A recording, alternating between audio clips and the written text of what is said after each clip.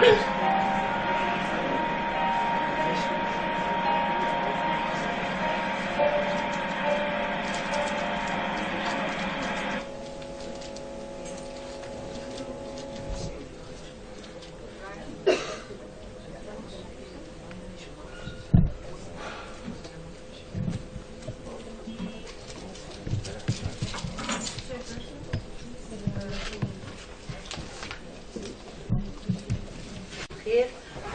the behalf of the organizing committee, I welcome all the attendees in our second interactive day of lecture, which starts by a lovely video touching the heart.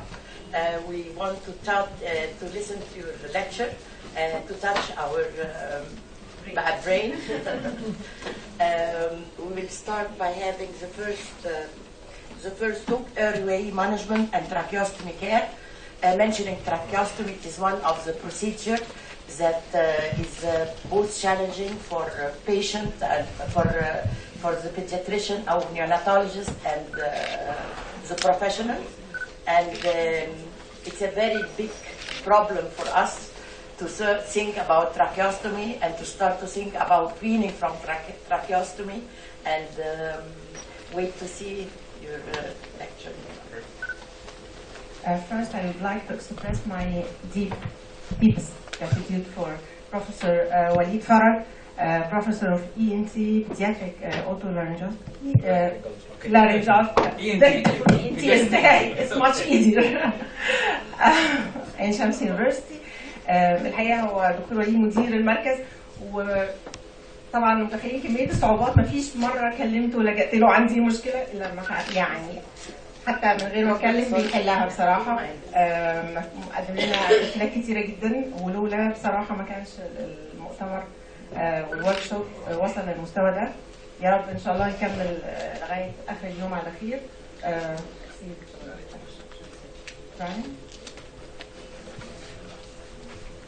Thank you once again.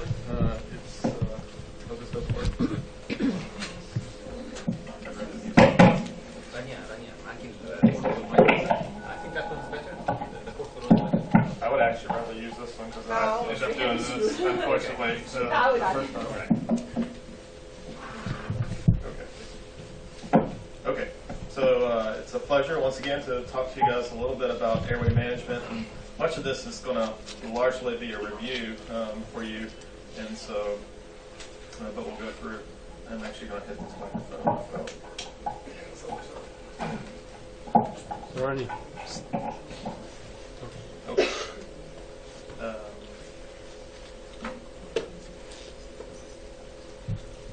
First, I want to thank my hosts. We went out last night and we had a great time, and got to tour the old city, and it was a lot of fun. And so I appreciate Ron and all of her hospitality. We had a lot of fun. My legs are still sore, and I'm struggling to stand up here this morning. I was kidding. It's not that bad. So let's jump in because I know we're a little bit short on time.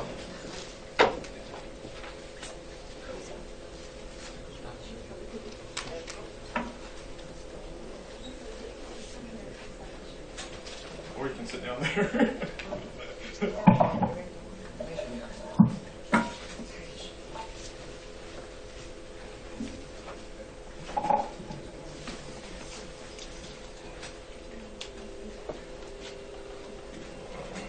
Okay, so we'll talk about some just indications for endotracheal tube intubation, and I'm going to first start off with one that just came out the end of last year from the Neonatal Resuscitation Program. Is that it used to be that for meconium aspiration of a non-vigorous child, we would actually intubate and suction them out. They're no longer actually even recommending that, and so that's been a practice change for us in the non-vigorous child, just due to lack of evidence. And so.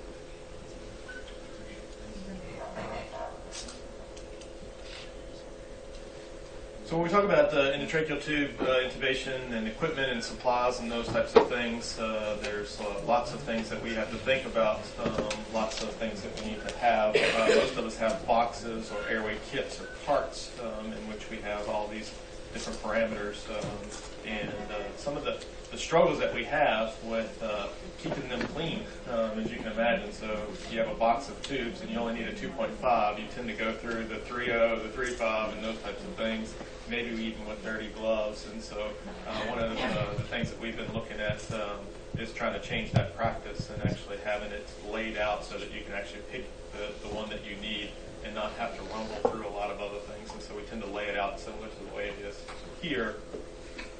We have resuscitation bags, non-self-inflating and self-inflating. My personal bias is that self-inflating is actually a better tool than the anesthesia bags or the non-self-inflating. I'm in the minority on that a lot of times, particularly with my anesthesia colleagues who I work directly for. They think that the non-self-inflating bag, or this one down here, is the best. And so, but that's for another lecture on another day, and go from there. The other thing that we have struggles with is the handles, the Laryngoscope handles. So the blades we can send down to be sterilized and those types of things, but you really can't do that for the handles. If you think about the handles, they have lots of grooves in them that are really, really hard to clean between resuscitations and those types of things, and are potential a source of contamination that we have to think about and figure out how to do it. Some people have even gone to disposable blades that are just plastic blades that you then throw away after the event because it costs more in the U.S. sometimes to actually clean them than to throw them away. And so it's something that we have to keep thinking about quite a bit. So when we prepare for intubation, obviously we need a resuscitation bag and mask. The latest, I guess, 5 years or so, we've been using blenders in our delivery room to try to provide less than 100% oxygen. And it's something that, not a lot of literature out there, but it's starting to build that probably for kids less than 35 weeks gestation, anywhere from starting to room air to 30% for initiation and titration to preductal saturations is probably appropriate. And then the rationale behind the new guidelines that just came out in October of this last year is that greater than 65% oxygen is not recommended because there just doesn't seem to be a benefit in those smaller kids. And so it's something that we have to constantly think about. And a lot of times, high levels of oxygen actually just disguise atelectasis and not proper ventilation, if you think about it. So if I give them a bunch of oxygen and I give them really small breaths or inadequate ventilation, their sats won't come up, or they will come up potentially, but I'm still not ventilating them very well. Obviously, stethoscope and then tape. A lot of times we cut those or tear those in preparation for endotracheal tube intubation. I'm a big fan of stabilizers, and I'll show you a little bit more about that in a minute. Characteristics of the endotracheal tube: obviously sterile, disposable, uniform diameter. Unfortunately, these tapered endotracheal tubes haven't. Theoretically, they sound great. But so far they haven't actually worked out, and in the U.S. they're actually more expensive for us to use, and so we tend not to use them. And obviously you want to have a centimeter mark, and a vocal cord guideline is helpful, although not required. And then the whole debate about whether it should be cuffed or uncuffed nowadays, and we'll talk a little bit more about that in a minute. Obviously the sizes are based on the weight typically. We went over that a little bit yesterday, I believe, and so it's still the same recommendations a lot of times. When you prepare for laryngoscopy, obviously you like to have the appropriate size blades, and we even have a double zero blade nowadays for the really small kids. If anything, I'd like to have a little bit longer blade than a shorter blade, and so I don't really like the double zero blades because sometimes you can't go far enough to lift up the epiglottis with that short blade, whereas with a longer blade, I can actually pull out and have plenty of blade to actually be able to lift up, and it's not any narrower and those types of things. Obviously, you want to check the laryngoscope light. That's always a source of problems. A lot of times, suctioning we want to have available, and then large suction catheters. We like to have typically an 8 to a 10 French for secretions, And some people that do meconium aspiration without a adapter will actually use a 10 or 12 French suction catheter to suction below the cords. And so if you do that practice, then you would need that. And then obviously smaller suction catheters for the ET tube. Obviously, the anatomical landmarks are pretty clear. Epiglottis, some people take the Miller blade and go into the vallecula and lift up. Some people actually grab the epiglottis and lift up and to intubate. I think it's kind of a choice of preference. I like going in the vallecula because I can actually see the epiglottis a lot easier in a lot of these kids. Hip position is really important. It's something that sometimes I think we get so focused on the procedure itself that we forget about the positioning of the baby.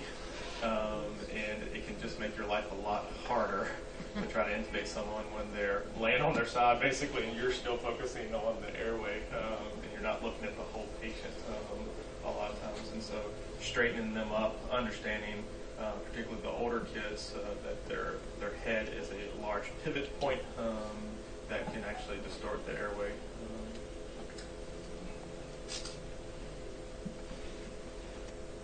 Having all types of computer problems up here, so I apologize for the delay.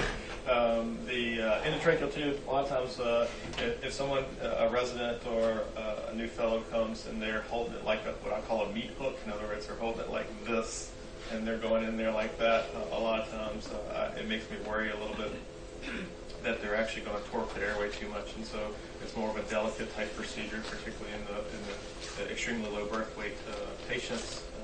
And then I like to use my pinky, for example, to help guide where the jaw is, and so I can actually understand where my anatomy landmarks are. Obviously, slide the blade over the right side of the tongue, pushing the tongue to the left or outside of the way, and then placing the blade tip in the vallecula to lift up. You want to make sure you can visualize the blade. A lot of times people want to use the lumen of the blade itself to feed the tube down. A lot of times that blocks your view, and so then you cannot see what you're actually intubating, and so then it becomes a blind intubation, and so you really should go off to the side, and then obviously try not to rock motion, because then you can actually hurt their gums and those types of things. Obviously you want to visualize what you're actually trying to intubate, and so you want to look for the vocal cords, all the different landmarks. Cricoid pressure may or may not help, depends on it. If I give cricoid pressure, a lot of times I like to do it myself, because other people doing it for you a lot of times will actually distort the airway and may actually push down too hard or not hard enough, and to help you visualize the airway. And then obviously if you may need suctioning, those types of things. Holding the tube in the right hand, I'm left-handed, so when I first learned to intubate, it was a little difficult for me. They do make left-handed laryngoscopes, but I would be in such a minority that I would need special equipment, and so I stepped up to the chore of actually being able to do it with my right hand. A lot of times you want to wait for the cords to open, particularly when we're doing awake intubations, which we do a lot of, so you don't want to force it through if at all possible. And then you want to insert the tip until the vocal cord guidelines are there. That's actually your best landmark if you can actually visualize that. I can tell you in the heat of the moment, sometimes it's really hard to visualize those lines, those black lines, to see where they are at the vocal cord. And then we try to limit attempts to less than 20 seconds a lot of times. And so if you can't see, then come out and let's bag the baby up, those types of things. And don't make it a rush procedure, or don't stay in there too long, because you can just make things worse. When holding the endotracheal tube, a lot of times we make sure we try to hold it to the roof of the mouth or the gums, the hard palate. And that seems to be the best way, particularly when you're coming out with the laryngoscope. I see a lot of inexperienced laryngoscopists that actually pull out the ET tube when they're coming out with the laryngoscope because they're not holding it properly. Or the same thing with the stylet. Sometimes they're pulling the stylet out and they pull the tube out with it. And so, if you do decide to intubate for suction and meconium and those types of things, most people use this meconium aspirator that you can see here in this picture. Is that you intubate and then you apply this adapter and hook it up to suction. You pull your thumb for it. You want to wait a few few seconds because you want to see if there was actually meconium below the cords. And so if you see a rush of meconium when you hit suction, basically, you know that then you can document that there was actually meconium below the vocal cords, and then you can pull out and suction into oropharynx basically as you come out. When it comes to positioning, obviously some of the simplest stuff is the best. So chest rise and fall with each breath, breath sounds over lung fields. I will say that I am not the best at breath sounds in a 700 grammer or a 500 grammer. It seems like they're coming from everywhere, and so it's hard to know whether you're right main stemmed or not. And so it's something that is in your tools, but I've been fooled several times that I thought that they were intubated by hearing breath sounds in the lung fields, but when your space is that small and your stethoscope is almost as big as their chest, a lot of times that can be problematic. Obviously no gastric distension and with ventilation, vapor and condensate kind of in the tube, and then probably the most reliable that we've become very comfortable with is a carbon dioxide detector. It can be a colorimetric or an Untitled waveform. Those types of things are very, very helpful. But there are some drawbacks a lot of times to those is that you may have to think about when it may be actually in the trachea, but they don't have a perfusing rhythm and those types of things, and so they're not producing CO2, and so it would obviously give you a false sense of security there, or not give you a false sense of security. If the tube's not in the trachea, obviously there's no chest rise, there's no breath sounds, there can be noises over the stomach, the abdomen becomes distended, and the CO2 detector does not indicate that there's CO2 in there as well. And then obviously the newborn remains cyanotic or bradycardic. Confirmation, obviously you want to make sure you visualize it. If you don't visualize it, you don't have these other confirmation tools to say that you're in the right spot, you're likely not. And one of the ones that I think is probably the best and the simplest is improvement in saturations. A lot of times their saturations start coming up and you can pretty much guarantee that you're close to the right spot or if not in the right spot. And obviously if you have confirmation from exhale CO2, certainly that's even better. Remember that normal exhaled CO2 should be approximately anywhere from 3 to 5 below what their PaCO2 is inside. That's something you have to think about. So if you're measuring it through capnography, you can actually see a number a lot of times. Some of the colorimetric ones also will give you a color, and that color ends up telling you what the percent CO2 is. So 5% is basically 40 millimeters of mercury, 35 to 40 millimeters of mercury, and so you can look at those as well to help you. Often you need several breaths, particularly in the micropreemies, and a lot of times these colorimetric CO2 indicators come with large warnings about very small kids because they have such little CO2 that they output. So it takes a long time for that capnography to change a lot of times if you're using the colorimetric system. And so some other things that you have to think about when you're in a cardiac arrest situation is obviously they're not going to have pulmonary perfusion in that CO2 that I mentioned earlier. And so you're going to have to make sure that you do other confirmations. And so many times that actually means re-looking at the airway to make sure that it's in the proper position. And so there's no single confirmation device or technique that's 100% reliable under all circumstances. So it's something that we have to think quite a bit through. And so you want to put it together in a very easy way. When it comes to endotracheal intubation, a lot of times you want to make sure that the tube location is appropriate. I told you guys yesterday I was very nervous about that when we used to do prophylactic surfactant in the delivery room without like a chest x-ray confirmation, because I was worried that I would give surfactant to the right lung and not the left. And then I mixed with one compliant lung and one non-compliant lung. The tips that I told you yesterday work really well for us, which is the kind of 1, 2, 3, 7, 8, 9 rule. Based on their size, where it is at the level. Certainly you can get confirmation by chest x-ray. You can see here there's a right main stem intubation, appropriate endotracheal tube placement.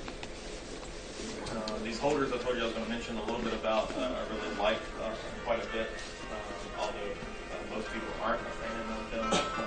One of the things that's nice about them is it's a consistent way of taping and securing an airway that everybody can agree to, because you can't use them any other way. A lot of times people have different taping techniques and preferences or biases. And so there's lots of different types of holders. This is just one brand, but there are certainly a lot of others out there that may be helpful. I want to kind of bring up something that's been coming up that's fairly new. It's talking about LMA, and I got introduced to the LMA in attempting to do some education in our small community hospitals in which they didn't have the technique of laryngoscopy and intubation, and so we were like, what else can we use to help support? And so we had exhausted basically the CPAP routes, in other words, teaching non-pediatricians and these types of things, and family practice doctors in rural settings how to do CPAP for these kids that may be delivered when they're on service, but we needed something more for those other kids. And so LMA has started, they're starting to make ones that can actually be used in 1,500 grammars and those types of things. And then people are starting to experiment with using this as a blind view or blind intubation to use for surfactant delivery. And so certainly you can use it for bag valve mask ventilation when it's not possible to bag valve mask. You can use an LMA, but don't forget the basics too, such as just oral airways, and they make really small ones, and so they can really help get the tongue out of the way so that you can actually ventilate them a little bit more appropriately. And then in the bigger kids, you can even use nasal trumpets or nasal airways to help bypass or allow you to ventilate a little bit longer, especially if it's a prolonged intubation. There's lots of extensive experience in the pediatric and adult operating room. They've been using this for years, a lot of times. Probably an acceptable alternative to intubation in unresponsive patients. If they're responsive, obviously they're going to gag just like they would with an endotracheal tube. It's a pretty large airway that you have to push into there. But there's limited data outside the operating room of whether it's actually that helpful or not. Just to show you kind of a little positioning here, is this is how it actually feeds into the airway, and so you blindly insert it basically, and then fill up the cuff. And then, like I said, some people have been using it to deliver surfactant, and then pulling it out after the surfactant has been delivered. I told you I was going to bring up cuffed endotracheal tubes. It's something that is hot in our world, and among our ENT colleagues, a lot of times is also controversial. And so a lot of the intensivists like the cuffed endotracheal tubes and respiratory therapists because it helps us better assess the patient from a graphical perspective, also deliver more accurate tidal volumes and get a better understanding of pulmonary compliance and things like that. We also theoretically think that it may actually help limit aspiration. It may be a softer interface between the junction of the tube and the trachea itself, because you can imagine if you upsize a patient, for example, to provide a seal, a lot of times you take a harder tube and wedge it basically into the airway to make that seal. That softer interface is also adjustable, so you can change the cuff pressure as well. But there's lots of unknowns still, and one that I'm actively working on in the animal lab is actually how much pressure do you use. So if you look at the literature about cuff pressures, everyone will tell you to keep it below 30 centimeters of water pressure. The problem is that our patients go from a tracheal perfusion pressure of very low in a neonate to an adult where 30 is probably appropriate to keep below. And there's no evidence in between a lot of times. And so we've been keeping our cuff pressures typically at what we call minimum occlusion volume. In other words, the minimum amount of pressure it takes to seal the patient, or volume that it takes to seal the patient. And so there's not a lot of data. Microcuff is a brand of endotracheal tubes that's come out and actually has a little bit further distal cuff on the endotracheal tube that people have theorized that it was actually better for the airway. but there's not a lot of data out there. There is this one study that was just published in last year in anesthesia looking at stridor in neonates between an uncuffed and a cuffed microcuff tube. They found that there was actually more stridor with the cuff tube. And so it's something that we have to think a little bit more about. And is it the actual tube or the cuff itself, or was it the pressure that they were using to seal the patients off? And so it's hard to know, but it was something interesting that we found in the literature. All right, let's move on to trachs. I'm just going to spend a few minutes because I know that we have our next presenter that's going to talk a little bit more about that, and I didn't want to steal or duplicate his presentation. So I'll talk about kind of the choices that we have in the U.S., and there are quite a few. So Valvona and Valley are the two primary ones that most people use. There's some new ones that are coming out that are being used. And we have neonatal, pediatric, and cuffed adults. We have cuffed and uncuffed, and then we have custom tubes. We have all different types, sizes. Something that was interesting to me when I first started helping out our otolaryngologists. They think differently than us. A lot of times we think inside diameter, and they think outside diameter because they were worried about surgically putting it in there, and so that's their focus a lot of times. And so we used to have this conflict because the patient would go down with a 3.0 endotracheal tube and come up with a 2.5 trach. And we're like, you downsize them. And they're like, no, I put the same size because the outside diameter is basically the same. Does that make sense? So a Shalley or Valvona trach has an outside wall that's bigger than like a 3.0 endotracheal tube that's 2.5. And so you have to think through that a little bit and work with them to say, is that really appropriate or not? If you have a patient who has a high work for breathing, then you need to work with your surgical colleagues to see if they can actually put a little bit larger one in. Otherwise, they're just going to kind of mimic what was actually in or the anatomy of the airway itself. And so there's lots of choices, and there's lots of options out there. Some of the things that we're worried about, because we do a lot of MRIs in these kids that tend to have lots of other comorbid conditions, is that some of them are not MRI compatible, and so we have to make sure that we don't put those in, or we replace them so they can go to MRI. And there's different types of flanges, and I'll talk a little bit more about that in a second. And so we have tubes with the cuff. We have tight shaft tubes that some of them use water, for example, to inflate the cuff. Some use air. And it's all just based on the design of the tube itself.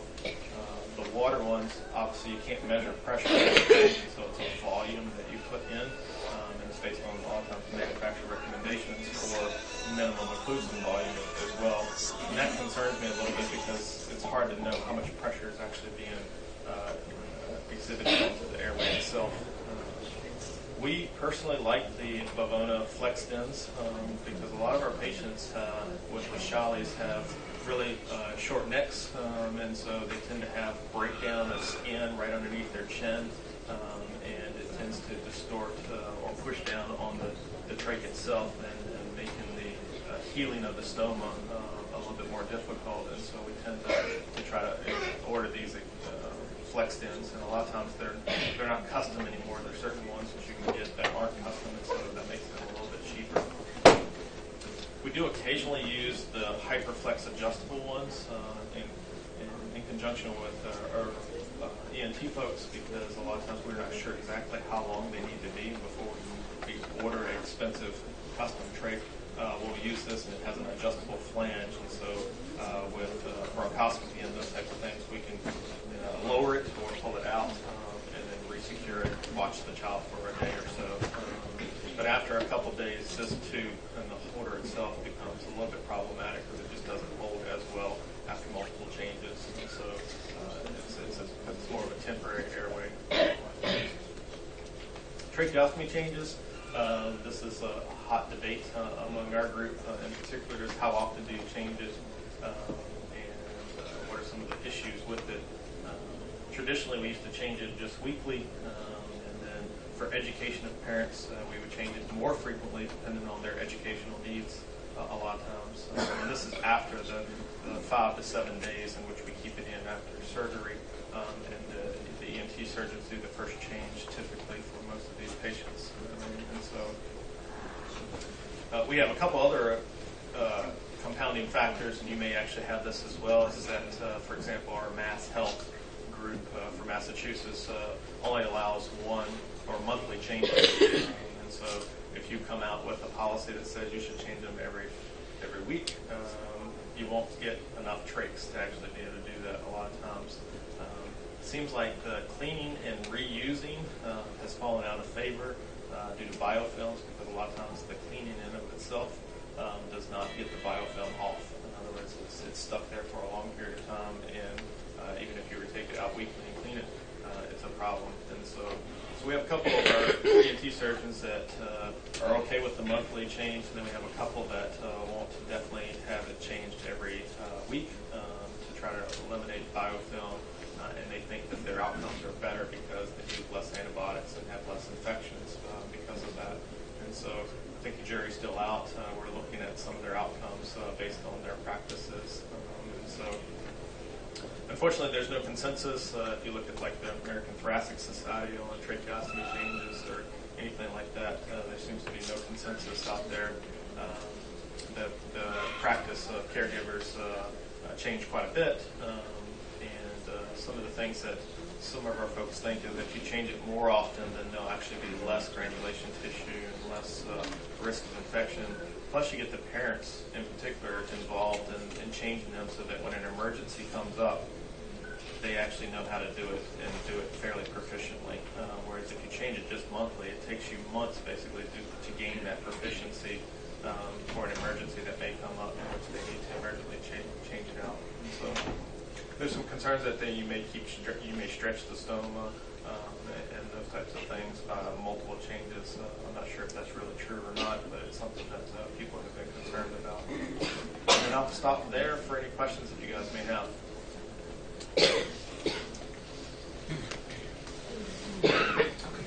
I'm going to ask a question. Sure. So, I'm going to tell you the practice we have here in Egypt because I'm an ENT surgeon. So, we actually prefer to place permanent tube from the very start of its heal. I mean, with an inner and outer tubes. That's better because most of these children are in the pediatric ICU, not in the general ICU. So we know that they've got limited experience with tracheostomy, so once it gets blocked or so, we tell them, okay, we're going to pull it out and just hold the skin away because we do a tracheostomy in permanent cases and a tracheotomy in short-term cases. But if I'm going to do a tracheotomy, not a tracheostomy, and I'm going to put a temporary endotracheal tube, would you like to put one with an inner and outer tube, or just a simple one? So yeah, so that you're talking about an inner lumen that you can change frequently. I try to do that as much as possible. No, I think the respiratory therapist would prefer that too, because that's so much easier to change. Yeah. And you can even change the cannula daily if you need it to help reduce biofilm and those types of things.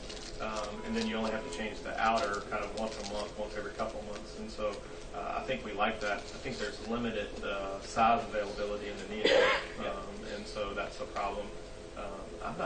I don't, Natalie, unless you know, I don't think there's a size less than 5 or 3.5. Yeah.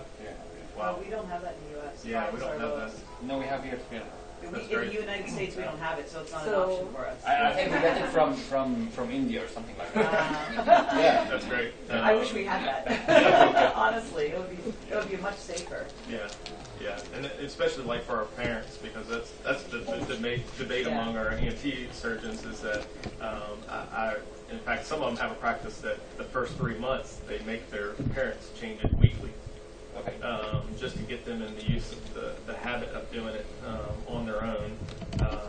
In the hospital, we have experience with changing tracheostomies, and so it's not that big of a deal for us whether we change it weekly or monthly. But it's more the education and the hands-on that we do with the parents to change it more frequently. So, bottom line, if you can't perform an inner and outer tube, do it from the beginning? Yeah, I think so. Yeah. That's great. Yeah. But do you do a tracheostomy or a tracheotomy as a standard procedure? I guess I don't know what the difference is. Okay, I'll tell you. The maturing of the stoma, right? No, I mean, if you're going to have a flap and do a stoma, an actual stoma, you actually cut out a part of the wall of the trachea. That's the tracheostomy. Yep. And if it's an otomy, just an incision, and then you retract the sides of the tube. So what we do here is, if I'm going to have a short-term, and actually do a tracheotomy more than a tracheostomy now, because tracheostomy have got more problems. If you're going to decannulate it later on, it's going to be more difficult. And sometimes it's got a fistula with the skin, and it's a little bit problematic, and weakens the whole skeleton of the trachea. So we don't like that much in pediatrics or even in neonates, and we prefer to have a tracheotomy. And if it's going to be a permanent tracheotomy later on, okay, we can do it, although it's less safe. We do the studies, the tracheotomy. Not just a split flap. Yeah. Incision. Most of our NICU kids, we're hoping that they're going to wean and decannulate eventually. Yeah, that's The hope is there. the hope is there. Okay. But actually, the studies say that if you do a simple tracheotomy, it's a little bit more with a feeding problem, because you're actually retracting the sides of the trachea. So it's compressing the esophagus a little bit, so you might have a little bit of a problem with swallowing. And the issue is, if you're going to have a nasogastric tube or a feeding tube, it increases the incidence of tracheostomy fistula, because you've got a trachea that is pushed behind, and you've got a stiff nasogastric tube behind, and it's going to be a long time. With any infection, you can produce some serious issues. So usually for us in the NICU, these kids have such massive comorbidities, they end up with the missing fundoplication in situ anyways, so we don't worry about it as much. But in the PICU, I'm not sure, because if we're thinking more short term, I'll be honest, I'm not sure which procedure we call everything a tracheostomy. So I'm not sure exactly which procedure they really do. Yeah, the only thing that's been new in our practice is this maturing of the stoma. In other words, making it more secure. And so sometimes patients come up with no stage tumors, for example, which is a big concern for us, because we know that that's our emergency pull. Basically, if the airway comes out, we can't easily get it back, and the surgeon's not immediately available. And so that's been a practice in which they feel like it's safer for these high-risk upper airway obstructions. And so if they're putting the airway in because you can't intubate them from above, then they do this maturing, and it sounds like that's a tracheotomy, I guess. And so that's kind of interesting. One thing I failed to mention, and it was hidden in my slide, and I apologize, is cleaning the stoma itself. And I wanted to mention that because our practice has changed over the years. It used to be peroxide water, which we know is probably bad for the skin nowadays, and so it's pretty good at killing things, bacteria, viruses, and stuff like that, but probably not good for a stoma. Then we went to acetic acid, and people using, basically vinegar to clean, but pretty much now it's just mild soap and water to clean around the tracheostomy itself. If you suspect that they have some type of infection or something like that, then a lot of people will ask you to go back to acetic acid. So if it starts smelling foul, those types of things, a lot of times we advise the parents to go back to the vinegar for a little bit, diluted vinegar, to see if it can kill the pseudomonas or whatever that's probably likely there. And so, you don't like betadine? Betadine? Yeah, no, we haven't used betadine routinely, particularly in neonates, because it can be pretty bad for their skin, from what I understand, absorption. So, our practice has just been kind of interesting, because it seems like it's the flavor of every 5 years or so. And like I said, I used to use peroxide and water for probably 10 years of my career, and then went to mild soap and water, and then with the exception of using acetic acid in those cases in which you suspect they may have pseudomonas growing or something like that. And so they use acetic acid, and that seems to be a little bit better. And a lot of times parents have that available in their home, and so you can actually get them to use it fairly regularly. Do you add any local antibiotic creams or ointments? Oh yeah, we have done that certainly. Once it's definitely been identified that there's a problem, but usually that comes with a prescription. And so we want to see them basically before making that decision. But yeah, we do the powders. Rapid sequence intubation. Use it routinely, and I think most of our residents doesn't know how stepwise you do it. Yeah, so So rapid sequence intubation, we don't do it that often in neonates now. If they go down to the operating room, they tend to get gas and induction. That's also starting to be a little bit controversial because isoflurane, sevoflurane, those types of things from a neuroprotective mindset may not be as safe as we thought it was in the past from the developing brain of the premature infant. So we're rapidly looking at that as we go along. We do a modified rapid sequence intubation if it's a difficult airway. Anesthesia is involved. Typically they will do that. And that involves sedation and muscle relaxants. And you also, typically if you have a difficult airway, you want a muscle relaxant in which you can reverse or short acting. And so they tend to use cysts and those types of things that can be reversed pretty quickly or wear off. And so, but yeah, I mean, our neonatologists for the most part, they do sedate now. It used to be that we didn't do even sedation a lot of times, so we would secure the airway, and most of the time we're pretty good at doing it. Now we're actually offering a little bit of sedation a lot of times for that, but not going all the way to the level of paralytic. The problem is that the same child can be in the PICU. We could have a diaphragmatic hernia, which tends to get managed in our surgical PICU or ICU, and that child, if he needed intubation, would get rapid sequence intubation because there's a large anesthesia background in that unit and a large more medicine, and so the same child unfortunately could get two different sequences, and so I'm not sure which one's right. You know, the anesthesia folks and the pediatric intensivists will tell you that rapid sequence is so much easier, and there seems to be less fighting or anything like that of the patient. You can secure the airway a lot faster. I think if you have a really vigorous child, it's really hard to intubate them quickly. But most of our preterm infants are pretty easy to intubate, and they don't fight that much, or they're just not strong enough to fight that much, and so usually can secure pretty quickly.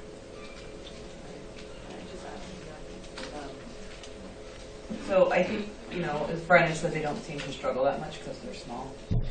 We actually have a multi-center registry going for neonatal intubations and looking at adverse events that's international now. In the pediatric ICUs, I think we have 24 centers internationally, and the majority of them do a modified RSI. They wait to make sure they can bag from above before they actually give the paralytic, and that's really the only difference, giving the sedation first.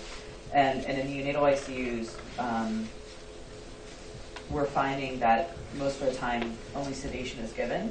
And we looked at our own data at CHOP for 1 year and found that there was an increased rate of adverse events when paralytic was not used. Because we don't see them outwardly struggling as much, where we're not having to do a lot to secure them, but there are severe desaturations below 70%, bradycardias, as well as needing chest compressions, because we don't wait until 0 in infants to do chest compressions. So even chest compressions for less than 1 minute we capture, where we don't consider it a cardiac arrest until it's been longer than a minute. So we're seeing that. And then we also just submitted an abstract to one of the conferences that we'll be writing up, looking at our experience at CHOP at infants under the age of 1, because we'll have up to 1 year of age in our NICU, and how they're intubated throughout the hospital. In the emergency room, the NICU, the cardiac ICU, and the pediatric ICU, because everybody will get infants under the age of 1, and they all use a wide variety of different types of medication and have different adverse events. So we're starting to look at that data from all the multi-center standpoint, that looking at potentially the intubation procedure will be safer overall for the infant if we actually use paralytics, is where the data is trending, but we'll see that soon. Okay.